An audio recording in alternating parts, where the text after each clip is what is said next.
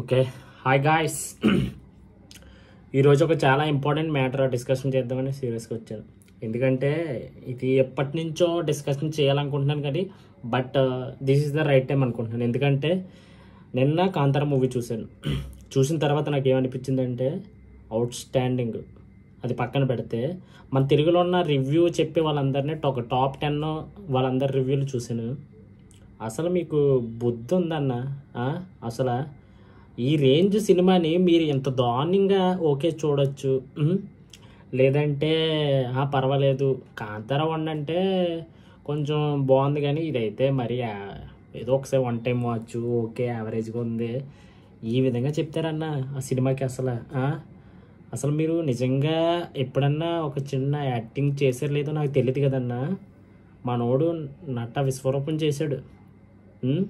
First చాలా రోజుల తర్వాత ఈ సినిమా చూసాక దాంట్లో ఇన్వాల్వ్ అయిపోయి సినిమా చూసిన నాకు తెలియకుండా నేనే క్లాప్స్ కొట్టాను మనోడు పర్ఫార్మెన్స్ చూసి.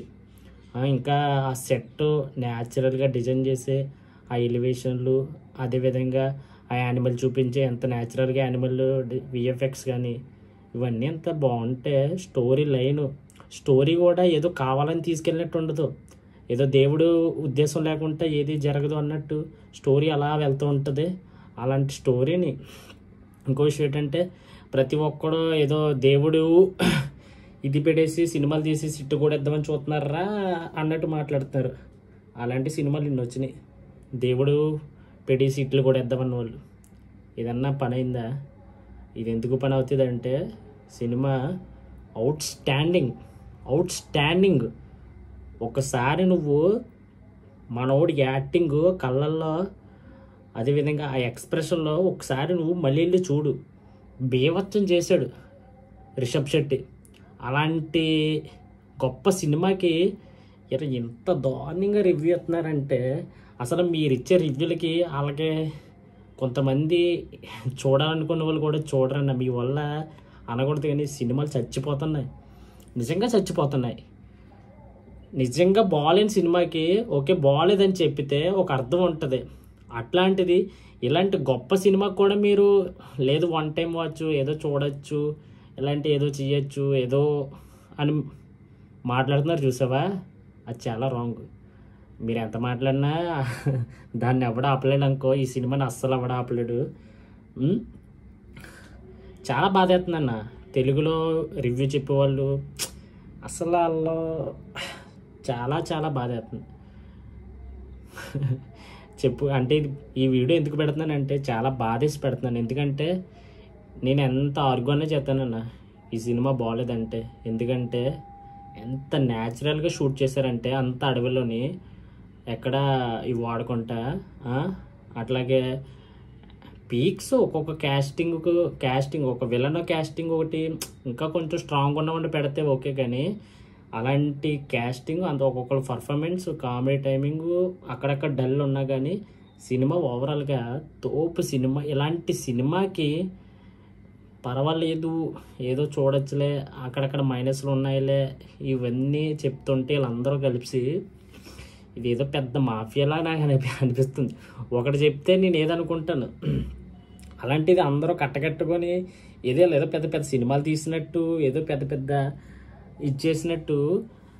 ఒక షార్ట్ తీయడానికి ఎంత హార్డ్ వర్క్ చేస్తారో వీళ్ళకి తెలుసో తెలీదో నాకు తెలియదు. కానీ ఈ సినిమా గురించి ఎందుకు చెప్తున్నానంటే సినిమా అవుట్ స్టాండింగ్ ఉంది. అది మీకు తెలుసు, సొసైటీకి తెలుసు, నాకు తెలుసు.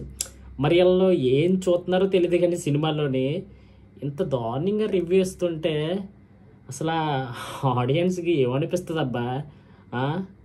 అసలు సినిమా ఇలా చూసారో లేదో కూడా అర్థం కావట్లేదు. అంత దారుణంగా రివ్యూలు చెప్తున్నారు వీళ్ళు. ఆ రావణ్ గడు ఏం మాట్లాడతారో ఆడికే తెలీదు. ఈ పూల చక్కగాడేమో నెగిటివ్లు చెప్తాడు, ప్లస్లు చెప్తాడు. ఏదో పెద్ద సినిమాలు తీసినట్టు. ఆ బార్బర్ గడేమో ఈ సినిమా మీరు ఒకటి గుర్తుపెట్టుకొని మైండ్లో ఒకటి పెట్టుకోండి. హిందూ, క్రిస్టియన్, ముస్లిం ఇలాంటివి ఏం పెట్టుకొని సినిమాలు చూడకండి, ఓకేనా? సినిమాని సినిమాగా చూడండి, ఓకేనా? బాగుంటే బాగుందని చెప్పండి, లేదంటే లేదని చెప్పండి. అంతేగాని ఈ పేరు చెప్పి ఇది వాడి సినిమా హిట్ కొడేద్దామని ప్లాన్ చేస్తున్నారు, హిందూయిజం వాడి హిట్ కొడేద్దాం అట్లాంటివి ఏం లేదన్న. హిందూయిజం వాడి సిట్లు కొడిసేలాగా ఉంటే ఎన్ని సినిమాలు రావాలా? ఇప్పుడప్పుడు వస్తున్నాయి బాగుంటే హిట్ కొడుతున్నారు. మిర్రర్ ఉంది, చేశారు, అంతగా వర్కౌట్ అవ్వలేదు, హిందీ వాడారు, పెద్ద హిట్ ఏమైనా అయిందా? అవ్వలేదు. కానీ ఇందులో స్కోప్ ఉంది, వాడాడు. అందువల్ల ఏంటంటే అందులో స్కోప్ ఉంది కాబట్టి వాడాడు, కాబట్టి బిగ్గెస్ట్ ప్లస్ అయింది ఆ సినిమాకి. దాని స్కోప్ ఉంది కాబట్టి వాడాడు. కానీ అంతేగాని స్కోప్ లేకుండా వాడేసినంత మాత్రాన హిట్ కొడుతుంది అన్నది అది ఏం కాదు కదా. నేను తెలుగు ప్రేక్షకులకి అందరికీ ఒకటే చెప్తాను, వీళ్ళు చెప్పే రివ్యూలకి అయితే నేనైతే చాలా దూరం. రీసెంట్గా వీళ్ళు ఓజీ సినిమాకి నిజంగా అంటే నాకు పవన్ కళ్యాణ్ అంటే చాలా ఇష్టం. నేను ఉన్నది ఉన్నట్టుగా చెప్తాను. ఓజీ సినిమాకి అందరూ బాగుంది బాగుంది అని ఇచ్చేసారు. కానీ నిజం చెప్పాలంటే ఓజీ సినిమా ఏముందన్న, అసలు పవన్ కళ్యాణ్ గారి పర్ఫార్మెన్స్ ఏదో అంతే. కానీ కాంతారాలో మనోడు హార్డ్ వర్క్కి హ్యాట్సప్ చెయ్యాలి. అంటే ఉన్నది ఉన్నట్టు ఒప్పుకోవాలన్నా, ఎవరి హార్డ్ వర్క్ వాళ్ళకి ఉంటుంది అనుకో. మనోడు ఎంత హార్డ్ వర్క్ చేశాడు, ఏ విధంగా పర్ఫార్మెన్స్ చేశాడు అనేది ఒకసారి సినిమా చూస్తే మీకు అర్థమవుతుంది. అలాంటి సినిమా కూడా దాన్ని నమ్మ బాగుంది అంటున్నారు, దీన్ని నమ్మ బాగలేదు అంటున్నారు. చాలా బాధగా ఉంది. ఎందుకంటే అంటే ఎవరి ఒపీనియన్ ఆడికి ఉండొచ్చు, బట్ కాకపోతే ఇదేదో కావాలని చెప్పినట్టు అనిపించింది కాబట్టి నేను చెప్తున్నాను. డిస్కషన్ చేస్తున్నాను దీనికోసం, లేదంటే లేదు. బట్ కాంతార విషయంకి వచ్చినప్పటికీ నాకు చాలా కోపం వచ్చింది. ఎందుకంటే ఇంత గొప్ప సినిమాకి ఇలా చెప్తుంటే చాలా బాధ ఎత్తుంది అన్న. ప్లీజ్ నెక్స్ట్ సినిమాల కన్నా మీరు బాగుంటే బాగుందని చెప్పండి, ఇందులో ఇదేం లేదు. కాకపోతే బాగున్న సినిమాకు కూడా ఇలా నెగిటివ్గా చెప్పారు కాబట్టి ఈరోజు వీడియో చేయాల్సి వచ్చింది. ఈరోజు కాంతార సినిమా సొసైటీ అంతా చూస్తుంది, ఏ రేంజ్లో ప్రతి ఒక్కరూ మాట్లాడుతున్నారో అందరికీ తెలుసు. ఈ రివ్యూస్ అందరూ ఒకసారి మీరు గమనించండి. ఓకే, వన్ టైం వాచ్ చూడొచ్చు, మైనస్లు ప్లస్లు ఇవన్నీ అవన్నీ చెప్తుంటే కింద కామెంట్లు వాళ్ళకి తెలుస్తాయిలే. ప్రతి ఒక్క వీడియో కింద కామెంట్లు వాళ్ళకి కనిపిస్తాయి.